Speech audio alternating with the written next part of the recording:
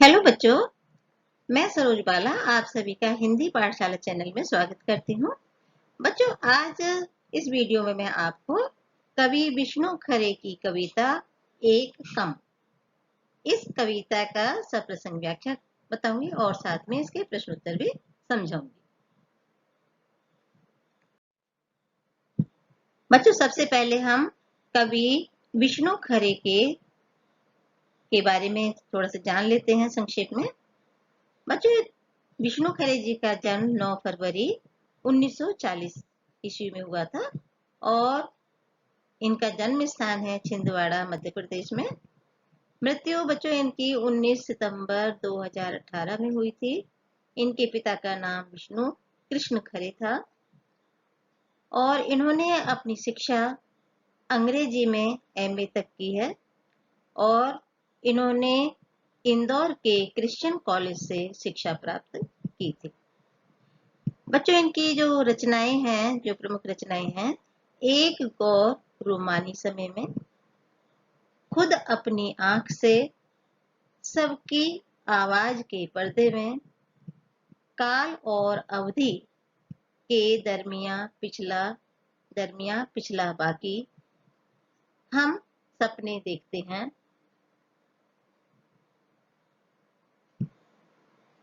इसके अलावा बच्चों इनका जो साहित्यिक परिचय है, वैसे तो इनका साहित्य परिचय काफी विशाल है, लेकिन सबसे पहले इनकी जो पहचान है कि ये भारतीय कवि हैं और इन्होंने अनेक पत्र पत्रिकाओं का संपादन भी किया है।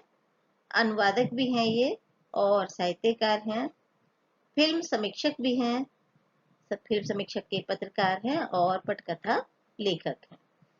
बच्चों, इन्होंने हिंदी और अंग्रेजी दोनों भाषाओं में ही रचनाएं लिखी हैं। आइए सबसे पहले हम कविता का परिचय जान लेते हैं। बच्चों, एक कम कविता जो है, ये कवि ने आजादी के बाद जो लोगों की जीवन शैली है हो गई है, उसको रेखांकित करने का प्रयास किया है।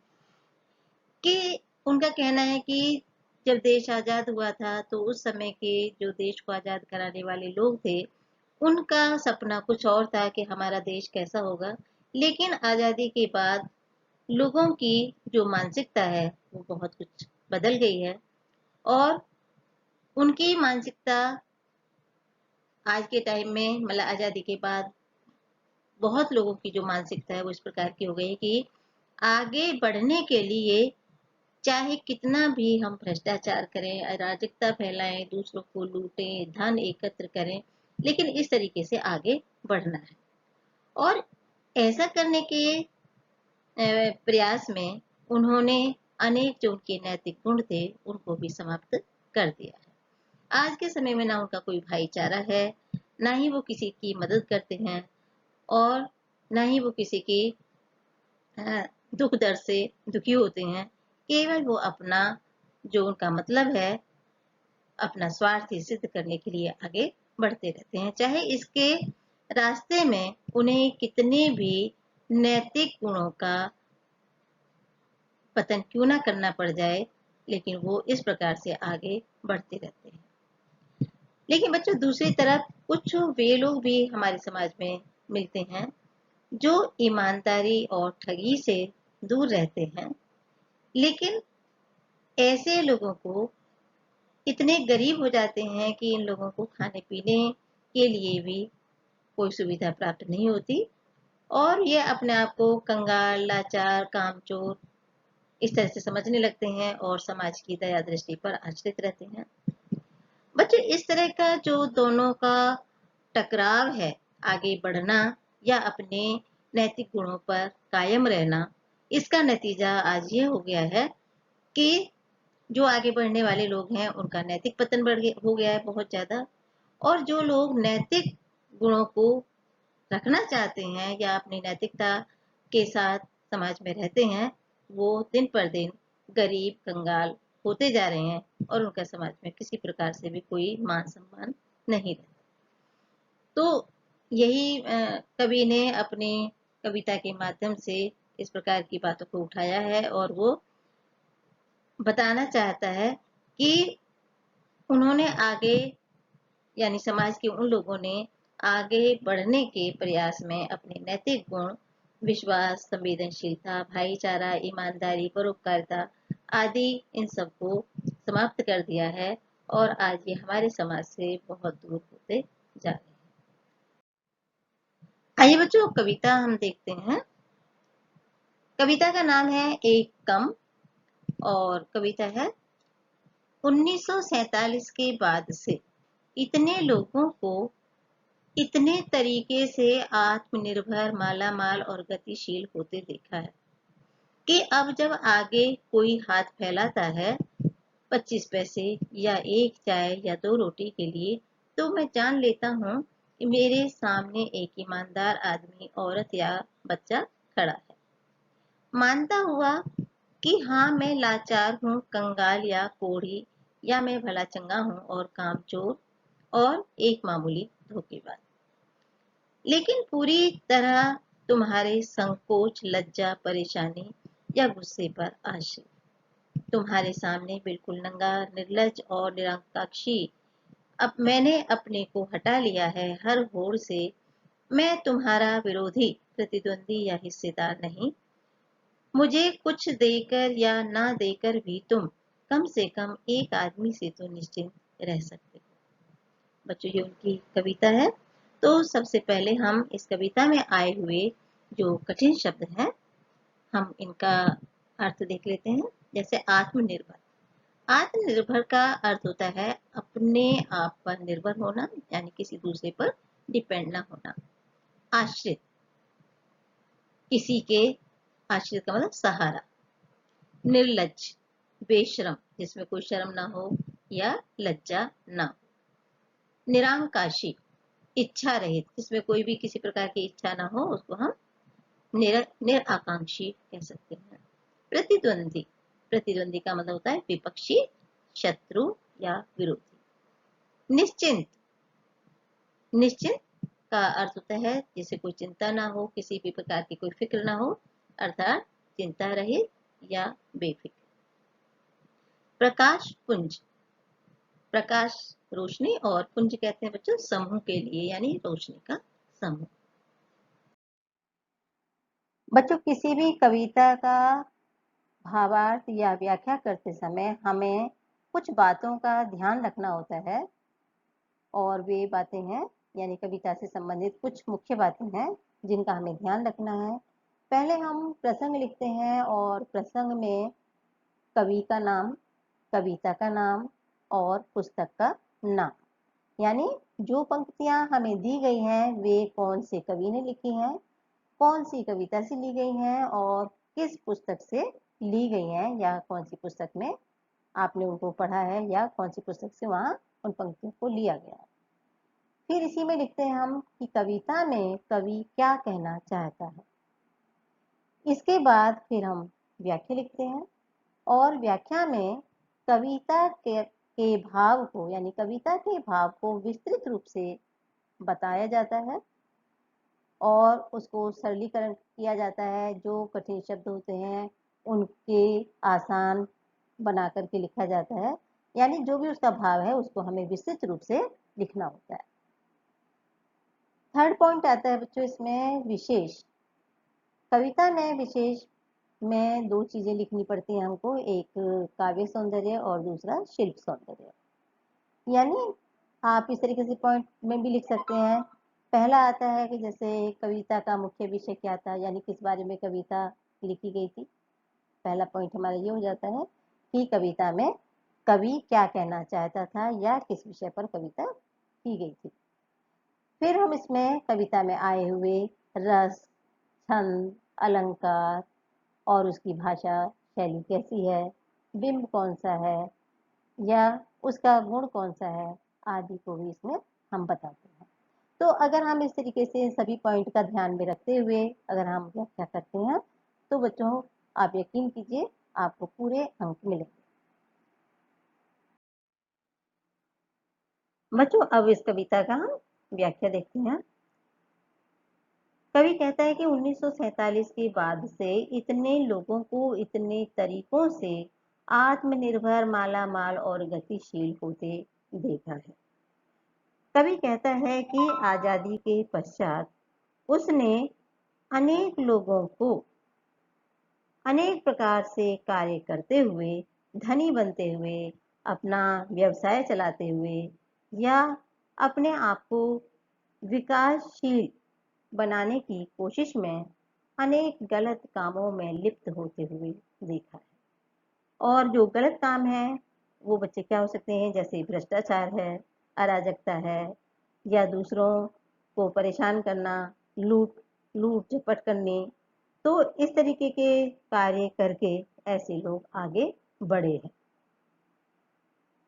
आगे का भी कहता है कि इनके अतिरिक्त समाज में कुछ लोग ऐसे भी हैं कि अब जब आगे कोई हाथ फैलाता है 25 पैसे, एक चाय या 2 रोटी के लिए, तो जान लेता हूँ।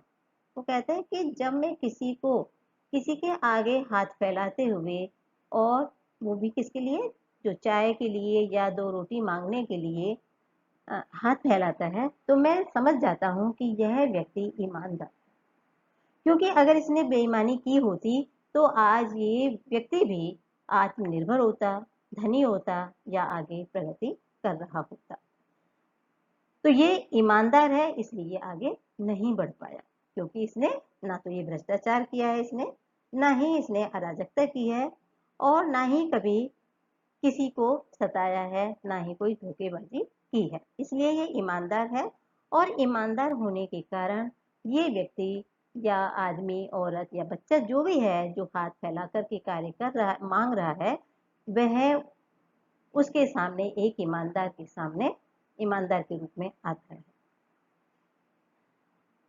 मानता हुआ कि हाँ मैं लाचार हूँ, कंगाल या कोढ़ी, और वह व्यक्ति जो मांग रहा है वो अपने आप को, स्वयं को लाचार समझ लेता है कि मैं गरीब हूँ, मैं कंगाल हूँ, या मुझे कोई बीमारी है, या मैं कोढ़ी हूँ, या ये भी हो सकता है कि वह भला चंगा है, शारीरिक रूप से और मानसिक रूप से भला चंगा है, यानी ठीक ठाक है, लेकिन वो कामचोर है, वो किसी कोई काम करना नहीं चाहता, और वह ऐसे लोगों को धोखेबाज भी कहता है। वो कहता है कि इन्होंने धोखा किया है समाज से। वो बच्चों धोखा क्या है कि उन्होंने उन लोगों को देखा कि वो गलत कार्य करके आगे बढ़ रहे हैं, आत्मनिर्भर बन रहे हैं, धन कमा रहे हैं, प्रगति कर रहे हैं, वो देखता रहा, लेकिन उसने इस समाज में रहते हुए भी उनका कभी विरोध नहीं किया। तो कवि कहता है कि लेकिन पूरी तरह तुम्हारे संकोच, लज्जा, परेशानी या गुस्से पर आश्रित। वो कहता है ऐसे लोगों को देखकर मुझे संकोच भी होता है, लज्जा भी आती है, परेशान भी होता हूँ और गुस्सा भी आता है तुम्हारे सामने। यानी कवि जो है वो स्वयं भी ऐसा ही है, वो भी ईमानदार है, मतलब उसने भी, वो धनी नहीं है, वो किसी को कुछ देने लायक नहीं है। तो वो कहता है कि तुम्हारे सामने भी बिल्कुल नंगा, निर्लज, यानी वह भी नंगा है, यानी उसके पास भी कुछ नहीं है, निर्लज है, उसके पास लज्जा भी नहीं है, शर्म भी नहीं है, और निराकांक्षी, यानी उसकी कोई इच्छाएं भी नहीं है। क्योंकि बच्चों अगर इच्छाएं होती हैं तो हर व्यक्ति कुछ ना कुछ करने की चाह रखता है और आगे बढ़ने की कोशिश करता है, लेकिन अगर हमारे पास इच्छाएं ही नहीं है तो वो कुछ करना नहीं चाहता। मैंने अपने को हटा लिया है हर मोड़ से। कवि कहता है कि मैंने आगे बढ़ने की किसी भी प्रकार की होड़ से अपने आप को पीछे हटा लिया है, कि ना तो मैं आत्मनिर्भर बनना चाह रहा हूँ, ना मैं धनी बनना चाहता हूँ, ना ही मैं गतिशील बनना चाहता हूँ, लेकिन मैं तुम्हारा विरोधी या प्रतिद्वंदी भी नहीं हूँ। यानी जो समाज में लोग आगे बढ़े हैं वो उनसे कहता है कि मैं तुम्हारा प्रतिद्वंदी भी नहीं हूं, मैं तुम्हारा किसी प्रकार से कोई विरोध भी नहीं कर रहा हूं, और ना ही मैं कि तुम्हारी किसी भी चीज में हिस्सेदारी मानता हूं। तुम मुझे कुछ दें या ना दें, लेकिन कम से कम इतना तो कह ही सकते हो कि एक आदमी ऐसा है जो इस समाज में ईमानदार है, जिसने कभी कोई गलत कार्य नहीं किया है। बच्चों फिर भी कभी अपने आप को या जो गरीब लोग हैं उनको धोखेबाज भी कहता है, क्योंकि उन्होंने समाज के साथ धोखा किया है कि समाज में जो गलत कार्य हो रहे थे उन गलत कार्यों को होते वो देखते रहे, लेकिन कभी उन्होंने उनको रोकने का, उन्हें बढ़ने से रोकने के लिए कभी कोई प्रयास नहीं किया। इसलिए वो स्वयं को धोखेबाज मानते हैं और आगे काम करना नहीं चाहते थे, इसलिए कामचोर भी कहते हैं। तो बच्चों ये थी आपकी कविता।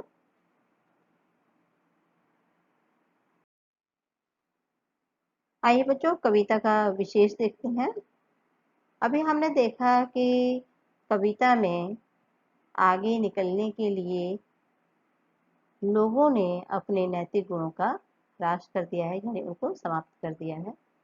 और जो लोग निर्बल हैं, असहाय लोग हैं या जो ईमानदार हैं वो ना आगे बढ़ पाए हैं और ना ही उनके पास पैसा है, मतलब वो पिछड़ गए हैं, जिसके कारण उसे बहुत दुख होता है और इस चीज का उसने भावपूर्वक चित्रण किया गया है। 25 पैसे बच्चों यहाँ प वर्ण की आवृत्ति हुई है। कंगाल कोढ़ी यहाँ क वर्ण की आवृत्ति है। नंगा निर्लज यहाँ न वर्ण की आवृत्ति है।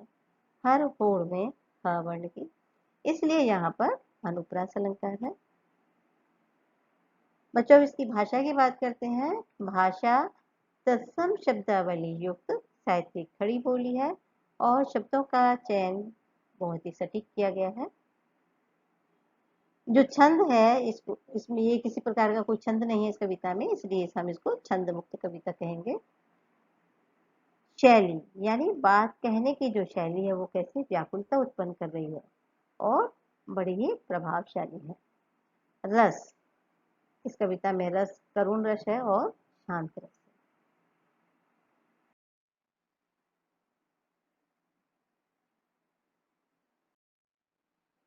बच्चों प्रश्न है, हाथ फैलाने वाले व्यक्ति को कवि ने ईमानदार क्यों कहा है? इस प्रश्न कीजिए। बच्चों कवि ने ये देखा कि जो लोग आगे बढ़े थे, जो धनी बने थे या जिन्होंने अपने व्यवसाय को आगे बढ़ाया था, उन्होंने कहीं ना कहीं भ्रष्टाचारी, बेईमानी और दूसरों को सताना या गलत कार्यों से अराजकता फैलाना, इस तरीके से गलत कार्य करके वो आगे बढ़ पाए थे। लेकिन जो व्यक्ति आज हाथ फैला रहा है, इसका मतलब है कि उसने कभी कोई गलत कार्य नहीं किया। उसने ना भ्रष्टाचारी की है और ना ही कोई बेईमानी की है, ना कोई अराजकता फैलाई है, जिसके कारण आज वह इतना गरीब रह गया है कि आज उसे दूसरे के सामने हाथ फैलाने की नौबत आ गई। बच्चों प्रश्न है, कवि ने हाथ फैलाने वाले व्यक्ति को लाचार, कामचोर और धोखेबाज क्यों कहा है? बच्चों अभी आपको मैंने कविता में समझाया था कि हाथ फैलाने वाला जो व्यक्ति है वो स्वयं को लाचार समझने लगता है।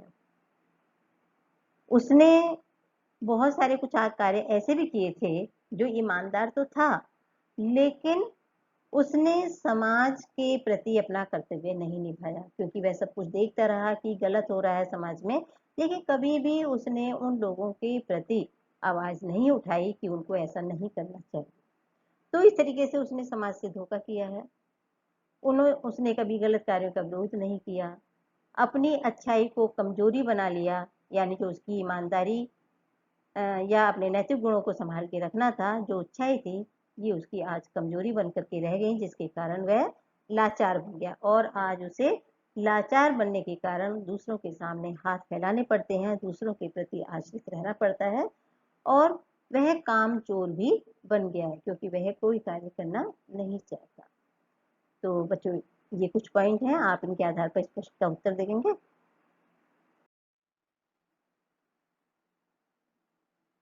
अब प्रश्न है, मैं तुम्हारा विरोधी, प्रतिद्वंदी या हिस्सेदार नहीं से कवि का क्या अभिप्राय है?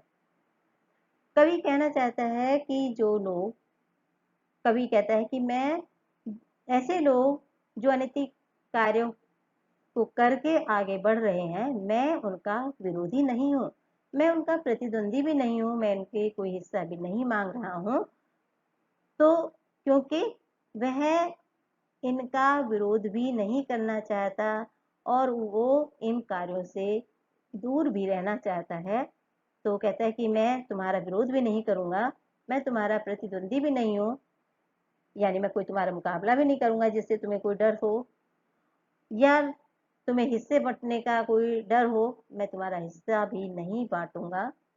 इसलिए मुझसे नहीं डरना चाहिए तुम्हें। और लेकिन कवि का जो कहना है कि वह अनैतिक कार्यों से दूर रहना चाहता है, ईमानदार बना रहना चाहता है, लेकिन उसमें इतनी हिम्मत भी नहीं है कि वो ऐसे लोगों का विरोध कर सके या उनको बता सके कि उन्होंने ये गलत कार्य किया है। बच्चों आगे है भाव सौंदर्य स्पष्ट कीजिए।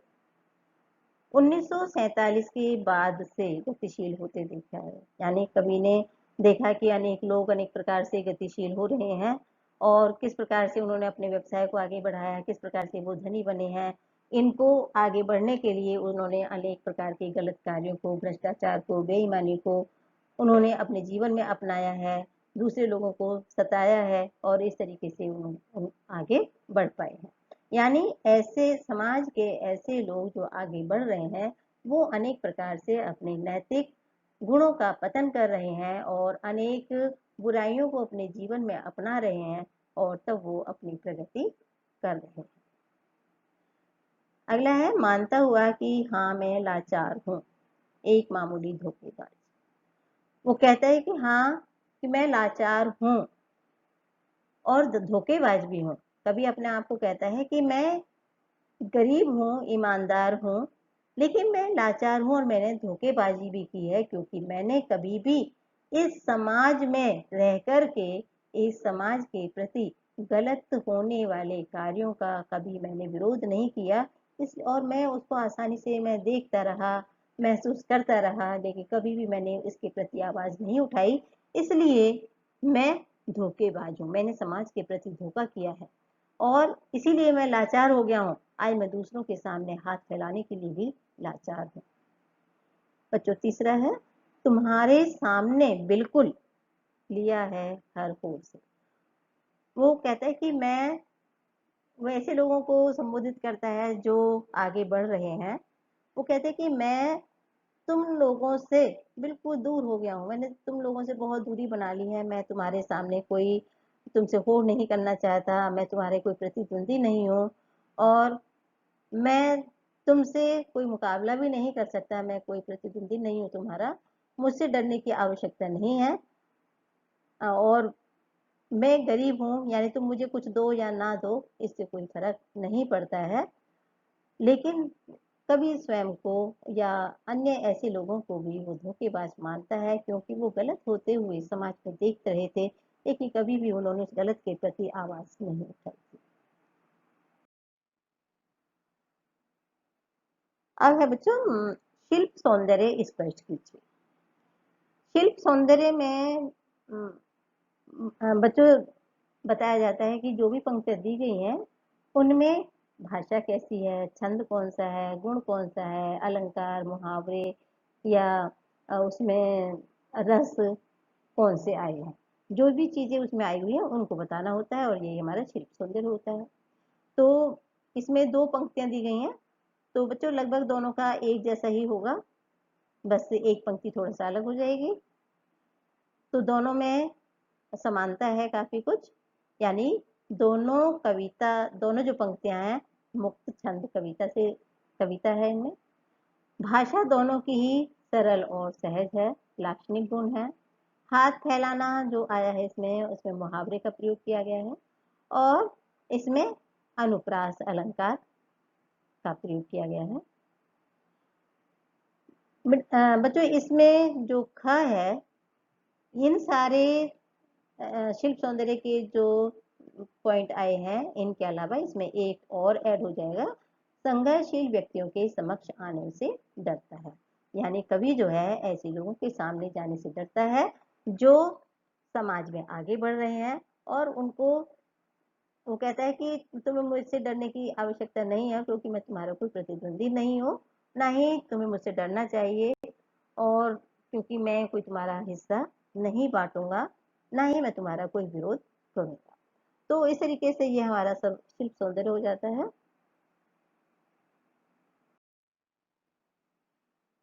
तो बच्चों, शायद आपको ये कविता अच्छी तरह से समझ आ गई होगी, और मैं आशा करती हूँ कि आपको ये समझ में आ गई होगी बहुत अच्छे से। और अगर फिर भी नहीं आई हो, किसी भी प्रकार की आपको कोई शंका या दुविधा होती है, तो बच्चों आप सरोज हिंदी पाठशाला @gmail.com के द्वारा संपर्क कर सकते हैं, या कमेंट्स बॉक्स में जाकर के आप मुझसे कमेंट्स करके भी कुछ पूछ सकते हैं।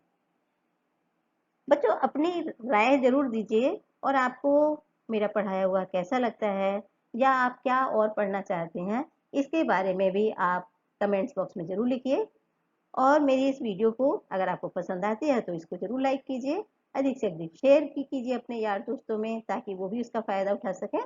और मेरे चैनल को सब्सक्राइब कीजिए। करंट अपडेट पाने के लिए बच्चों बेल आइकन को जरूर दबाइएगा। Thank you.